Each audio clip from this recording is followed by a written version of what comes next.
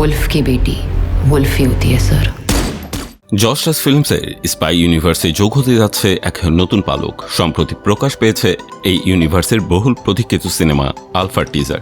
আর প্রথম ঝলকেই রীতিমতো ঝড় তুলেছেন আলিয়া ভাট। এর আগে পর্দায় তাকে নানা চরিত্রে দেখা গেলেও এমন বিধ্বংসী ও দুর্ধর্ষ নারী ঘাতকের ভূমিকায় আলিয়াকে এর আগে কখনো দেখা যায়নি।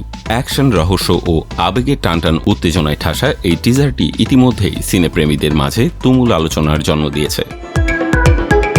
টিজার থেকে জানা যায়, আলিয়া অভিনীত চরিত্রটিকে ছোটবেলা থেকে এক নির্মম ও দক্ষ ঘাতক হিসেবে গড়ে তোলা হয়েছে। সিনেমার গল্পে বড় একটি চমক হিসেবে থাকবেন ববি দেওল, যিনি এখানে আলিয়ার বাবার চরিত্রে অভিনয় করেছেন।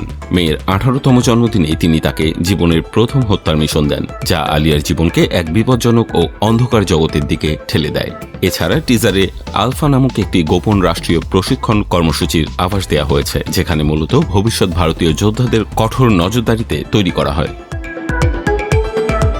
সিনেমার অন্যতম বড় আকর্ষণ হতে যাচ্ছে এর হাই ভোল্টেজ অ্যাকশন দৃশ্য। বিভিন্ন ঝুঁকিপূর্ণ স্টান ও অ্যাকশন সিকোয়েন্স আলিয়ার স্ক্রিন প্রেজেন্স দর্শকদের চোখ কপালে তুলতে বাধ্য করেছে। শুধু আলিয়া একাই নন, এই সিনেমায় গুরুত্বপূর্ণ চরিত্রে দেখা যাবে প্রবীণ অভিনেতা অনিল কাপুরকে। পাশাপাশি সিনেমায় আরেক প্রধান চরিত্রে অভিনয় করেছেন তরুণ প্রতিভাবান অভিনেত্রী শর্বরী ওয়াঘ। তবে শর্বরীর চরিত্রটি নিয়ে নির্মাতারা এখনও এক ধরনের রহস্য বজায় রেখেছেন।